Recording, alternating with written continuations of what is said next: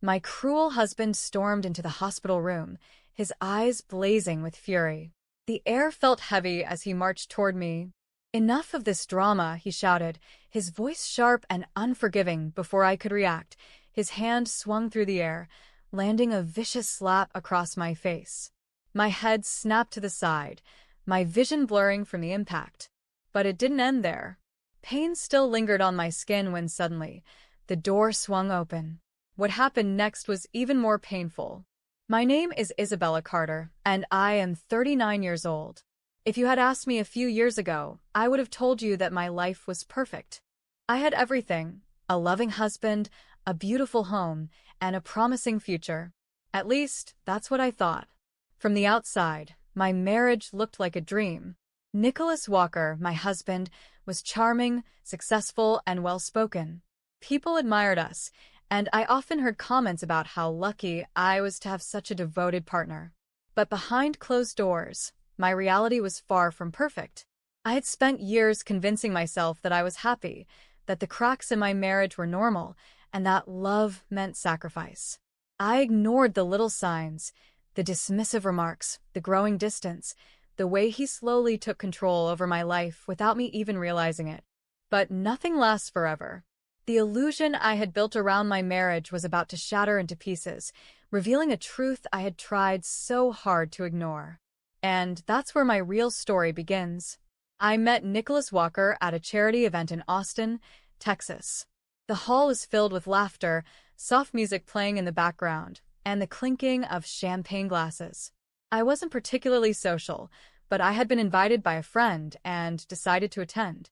That's when Nicholas approached me. He had an easy smile, confident posture, and an undeniable charm. "You don't look like you belong to this crowd," he joked, handing me a glass of lemonade. His voice was warm, his eyes filled with curiosity. From that moment, our conversation flowed effortlessly. We talked about books, travel, and life dreams. He was witty, attentive, and made me feel like I was the most important person in the room. For the first time in a long while, I felt seen. After that night, Nicholas didn't waste time. He called me every morning, planned spontaneous dates, and showered me with attention. I had never met someone so determined to win my heart. His words felt like poetry, his actions like a fairy tale. Within weeks, we were inseparable. Weekend outings turned into road trips. Late-night talks became discussions about our future, and soon, I found myself falling deeply in love. 6 months into our relationship, Nicholas proposed during a candlelit dinner on a rooftop overlooking the city lights. As I looked at him, kneeling with a ring in his hand, I didn't hesitate. I said yes, believing I was stepping into a life of love and security. Little did I know, the man standing in front of me would soon become a stranger, and my perfect love story would turn into a nightmare. Our wedding was nothing short of magical. The ceremony took place in a charming garden venue just outside Austin, surrounded by close friends and family. I wore an elegant white gown, and Nicholas looked dashing in his tailored suit. As we exchanged vows, he held my hand tightly and promised to love me forever. For the first few months, he kept that promise. We moved into a beautiful home in the suburbs, and at his insistence, I left my job as an event planner to focus on building a life together. "I'll take care of everything," Nicholas said, his smile reassuring. "You just focus on making our home perfect."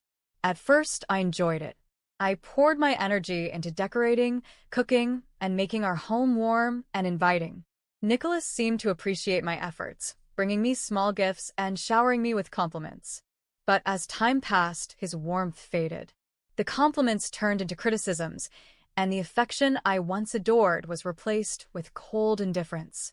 "Why is there dust on the shelves?" he snapped one evening, his eyes narrowing at me. "What do you even do all day?" I tried harder. I cleaned obsessively, cooked gourmet meals, and made sure everything was perfect. But no matter how much I did, it was never enough for Nicholas. His disapproval extended beyond household chores. If I voiced an opinion, he dismissed me. If I expressed an emotion, he called me dramatic. The man who once adored me had disappeared, replaced by someone who made me feel like a burden. Yet I stayed. I convinced myself it was a phase. I told myself that the man I had fallen in love with was still there, buried beneath the distance and anger. But deep down, I knew the truth. I was losing myself, piece by piece. Days turned into months, and the Nicholas I had once loved was gone. The charming, caring man who once held my hand and whispered sweet words had transformed into a cold, dismissive stranger. I woke up every morning dreading his presence. His sharp words cut deeper than any wound, and no matter what I did, I couldn't seem to please him. "Can't you do anything right?" he scoffed when I overcooked his dinner one evening. I apologized, again and again, believing that if I just tried a little harder, things would go back to the way they were. But they never did. Nicholas's control over my life tightened. He dictated what I wore, who I spoke to, and how I spent my time. If I wanted to visit my parents, he'd sigh and say, "You're a married woman now, Isabella. Your responsibilities are here." And if I tried to talk about my feelings, he'd roll his eyes and mutter, "Stop being so dramatic." His verbal jabs started small, but soon they became daily insults. "You're useless. You'd be nothing without me. You're lucky I married you." Each word chipped away at my confidence, and slowly, I started believing him. I became a shadow of the woman I once was, walking on eggshells, trying to avoid his anger, desperate to keep the peace. But peace never lasted for long.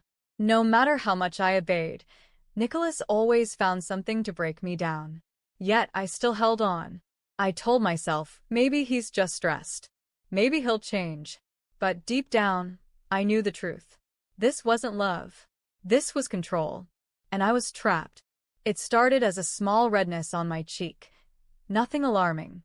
I assumed it was an allergic reaction and thought it would fade. But within days, the redness worsened, spreading across my face in painful, itchy blisters. The swelling became unbearable.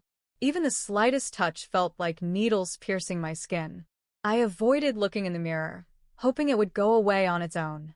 Nicholas noticed, but not with concern. "What's wrong with you?" he asked, his face twisted in disgust. "I think I need to see a doctor," I replied cautiously. He scoffed. "Do you think money grows on trees, Isabella? It's probably something you did to yourself. Stop overreacting." His words stung almost as much as the infection itself. But I knew I couldn't wait any longer. That night, I called my parents, Margaret and Henry Carter. The next morning, they arrived at my doorstep. The moment my mother saw me, her face went pale. "Oh my God, Isabella, why didn't you call us sooner?" Within an hour, they had me in the car, rushing to the hospital. The doctor's examination was brief, but serious. "You have a severe skin infection," he said. "If left untreated, it could spread and become life-threatening." Hearing those words made my stomach drop. Life-threatening? I was admitted immediately. For antibiotics, painkillers, and medical creams were started right away. My parents stayed by my side, their faces filled with worry. Nicholas did not come. For days, I waited, expecting him to at least check on me. Each time the hospital door opened, my heart hoped it was him, but it never was. That's when I finally understood. Nicholas didn't care. He never did. I had spent years bending over backward for a man who wouldn't even lift a finger for me. And yet, I still wasn't prepared for what happened next. It was my 6th day in the hospital. I was still weak, but the infection was improving. For the first time in weeks, I felt a sense of relief. Then, the door burst open. Nicholas stormed in, his face twisted with rage. His eyes burned with fury as he took in the sight of me lying in the hospital bed, for still attached to my arm. "Enough of this nonsense," he shouted, marching toward me. I barely had time to react before his hand lashed out. The slap landed hard across my cheek, the impact so sudden that my head snapped to the side. A sharp sting spread across my face, my skin already tender from the infection. A gasp escaped me as the room spun, my heart pounding in shock. Before he could strike again, a nurse rushed in, followed by the hospital's security guard. "Sir, step away from the patient immediately," the nurse commanded, her voice firm. Nicholas turned toward her, his fists clenched. "She's faking this. She just wants attention, he barked. The security guard moved quickly, grabbing Nicholas's arm before he could move any closer. That's enough. You need to leave. Nicholas tried to shake him off. You can't do this. She's my wife. The nurse reached for my forearm, checking if the slap had disturbed the needle. You're not her doctor, and you're not in control here, she snapped. Someone call the police. Nicholas's face paled.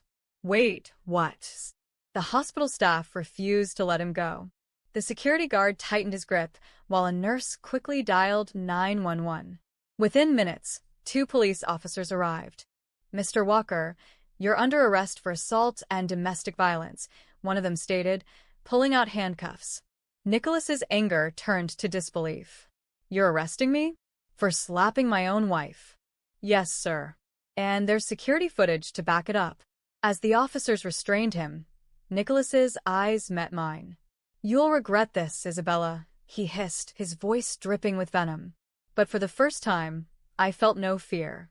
As they dragged him away, I let out a breath I didn't know I was holding. For the first time in years, Nicholas had no power over me. Nicholas's shouts echoed through the hospital corridor as the officers dragged him away. His threats, his anger, it no longer mattered. He was no longer in control.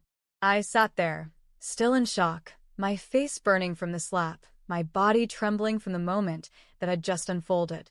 But for the first time, I felt safe. The head nurse approached me, concern in her eyes. Are you all right, Isabella? She asked, gently placing a hand on my shoulder. I nodded weakly. I think so. We've reported everything, she reassured me. There's no way he's walking away from this. A moment later, an officer returned to take my statement. I told them everything, how Nicholas had barged in, how he had slapped me, how he had called me a liar while I was lying helpless in a hospital bed. The security footage backed up every word. The officer gave me a small nod of reassurance. We're pressing charges. Given the evidence, he won't be walking free anytime soon. The weight of those words settled over me. Nicholas was no longer untouchable. That evening, my parents rushed to the hospital, their faces filled with worry. The moment my mother saw the red mark on my cheek, her hands trembled. He hit you, she whispered, horror in her voice. I nodded, and her face hardened. My father clenched his fists, his usual calm demeanor shattered. That man belongs in prison, he muttered. For the first time in years, I felt truly protected. Later that night, I received a final update. Nicholas had been officially charged with domestic violence and assault. He would remain in custody until his court hearing. I leaned back against my pillow, staring at the ceiling. The pain was still there, but for the first time, it wasn't just physical. It was the pain of breaking free from something I had let control me for too long. Nicholas had been taken away, and for the first time I was no longer his prisoner. A week later, I was discharged from the hospital. My face was still healing, but the pain from Nicholas's slap was nothing compared to the years of emotional wounds he had inflicted. With my parents by my side, I met my lawyer, Evelyn Dawson. She was sharp, confident, and had no patience for men like Nicholas. We have a solid case, Isabella, she assured me, flipping through the files. The security footage, medical reports, and witness statements leave no room for doubt. He's going to pay for what he's done. Hearing those words gave me a sense of relief I hadn't felt in years. For so long, Nicholas had made me feel powerless. But now, the law was on my side. The trial began 2 weeks later. As I walked into the courtroom, my heart pounded. Nicholas sat at the defendant's table, his once proud posture now stiff with tension. He still tried to glare at me, but I refused to look away.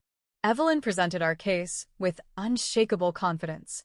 The hospital security footage played on the screen, showing Nicholas slapping me while I was helpless in bed. The nurse and security guard testified, confirming how aggressive and threatening he was. My medical records proved the extent of my injuries, both from his attack and from the neglect I had suffered under him. Nicholas's lawyer tried to spin the narrative. It was a moment of frustration, he argued. He was just upset seeing his wife in the hospital. Evelyn wasn't having it. A moment of frustration, she repeated, her voice firm. Nicholas Walker entered that hospital room, verbally assaulted his wife, and physically struck her while she was recovering from a life-threatening infection. That is not frustration. That is abuse. The judge didn't hesitate. "Mr. Walker," he said sternly, "you are found guilty of domestic violence and aggravated assault." A hush fell over the courtroom. Nicholas clenched his jaw as the sentence was read aloud. 5 years in prison. No chance of parole. Full financial compensation for my medical expenses. I exhaled deeply. It was over. The man who had controlled me for years was finally being held accountable. As the guards led Nicholas away, he turned to me one last time. "You'll regret this, Isabella." I met his gaze, my voice steady. "No, Nicholas. I regret staying with you for as long as I did." He was taken away, and I was free. As Nicholas was escorted out of the courtroom in handcuffs, a strange sense of finality settled over me. For years, I had lived in his shadow, enduring his manipulation, cruelty, and abuse. But now, he was the one trapped, behind bars, facing the consequences of his actions. I let out a slow breath, my fingers gripping the edge of the courtroom bench. My parents sat beside me, their hands clasped in silent relief. For the first time in years, I felt safe. The court had not only sentenced Nicholas to 5 years in prison, but he was also ordered to pay for all my medical expenses. It was a small victory, but an important one. I would no longer suffer because of him. As the courtroom emptied, Evelyn Dawson, my lawyer, turned to me with a rare smile. "Justice has been served, Isabella," she said. "You did this. You stood up for yourself." Her words hit me harder than I expected. For so long, I had been powerless, bending under Nicholas's control. But now I had taken my life back. Outside the courthouse, reporters gathered, sensing the weight of the case. I didn't stop to talk. I wasn't looking for attention. I was looking for peace. That night, I sat alone in my parents' guest room, staring out the window. The city lights flickered in the distance, but all I could feel was the quiet relief of knowing Nicholas could never hurt me again. For years, I had convinced myself that leaving him was impossible, that he was too powerful, too controlling. But in the end, he was just a man. A weak man who had built his strength by tearing me down. And now, he was gone. I wasn't naive enough to think the scars, both physical and emotional, would disappear overnight. But I knew this. I had survived him, and that meant I could survive anything. The morning after the trial, I woke up in my parents' home, feeling something I hadn't felt in years: peace. There was no tension in the air, no fear of hearing Nicholas's sharp words or feeling his cold presence. For the first time in a long time, I was safe. My mother brought me a cup of coffee and sat beside me at the kitchen table. She studied me for a moment before speaking. "What's next for you, Isabella?" I hadn't thought that far ahead. For so long, my life had been about surviving Nicholas. Now that he was gone, I had to figure out who I was without him. "I don't know," I admitted. "But I do know I'm never letting anyone control me again." That day, I made a decision. I would rebuild my life, on my own terms. The first step was therapy. I needed to understand why I had stayed with Nicholas for so long and how to heal from the years of emotional abuse. My therapist, Dr. Reed, listened patiently as I unraveled my past. "Abuse isn't just physical, Isabella," she said one day. "Nicholas made you doubt yourself. He convinced you that you were nothing without him. But look at you now, you're standing on your own." She was right. For years, I had let Nicholas define my worth. Now, I was taking that power back. The next step was getting back to work. I had given up my career as an event planner because Nicholas had wanted me to be a full-time homemaker. Now, I was going to do what I loved again. I started small, taking a few freelance projects. At first, I was nervous. Had I lost my skills after all these years? But the moment I started planning my first event again, something inside me clicked. I hadn't lost myself. I had just been buried under years of control. With each project, my confidence grew. Clients loved my work, and soon, I was receiving more requests than I could handle. I was finally back in control of my own life. One evening, While journaling about my experiences, a thought crossed my mind. What if I share my story? There were so many women out there, trapped in relationships like mine, believing they had no way out. What if my story could help them? That night, I started a blog. I wrote about my journey, my healing, and how I found the strength to leave. To my surprise, women from all over the country started reaching out. Your story gave me hope. I'm in the same situation. How did you leave? Thank you for reminding me I'm not alone. Reading their messages, I realized something. I wasn't just rebuilding my life. I was helping others do the same. Months passed, and I finally moved into a small apartment of my own. It wasn't a mansion, but it was mine. Every piece of furniture, every picture on the wall, it was all chosen by me, not by Nicholas. One evening, I sat on my balcony, sipping tea and watching the sunset. Nicholas had once told me I'd never survive without him. But here I was, not just surviving, but thriving. And for the first time in years, I was truly free. Moving into my own apartment felt surreal. For years, Nicholas had controlled every part of my life, what I wore, who I talked to, how I spent my time. Now, every decision was mine alone. As I unpacked boxes, I realized how little I had brought with me. Most of my belongings had been tied to my past life, and I didn't want them anymore. This was a fresh start. I decorated the space slowly, filling it with things that brought me joy: soft curtains, warm lights, bookshelves lined with novels I had once loved but abandoned during my marriage. This wasn't just an apartment. It was proof that I had reclaimed my life. I kept up with therapy, continuing to untangle the emotional scars Nicholas had left behind. "You're learning to trust yourself again," Dr. Reed told me one day. "That's the most powerful thing you can do." She was right.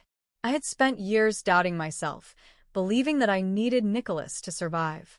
Now I knew better. With each passing day, I grew stronger, not just physically, but emotionally. The nightmares of my past began to fade, replaced by a newfound sense of peace. My blog had grown beyond what I expected. More and more women reached out, sharing their own stories of abuse and survival.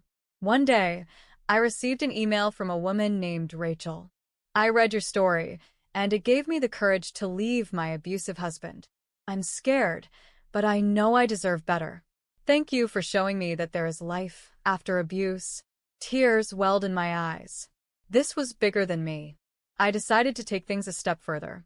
I started volunteering at a women's shelter, helping others who had escaped abusive relationships. For the first time, I had found my true purpose. Nicholas tried to reach out once. A letter from prison arrived in my mailbox. I didn't open it. I didn't need to. He was part of my past, and that's where he would stay. Instead of looking back, I focused on my future. One evening, as I cooked dinner in my cozy apartment, I looked around and smiled. No fear. No tension. No walking on eggshells. Just peace, freedom, and happiness. Nicholas had once told me, "You'll regret this, Isabella." But sitting there, in a home that was truly mine, I knew the truth. I didn't regret leaving. I only regretted not leaving sooner. And with that, I closed the final chapter of my old life and embraced the new one ahead. Thank you for following Isabella's journey. If you found her story inspiring, please like, comment, and subscribe for more stories of strength and hope.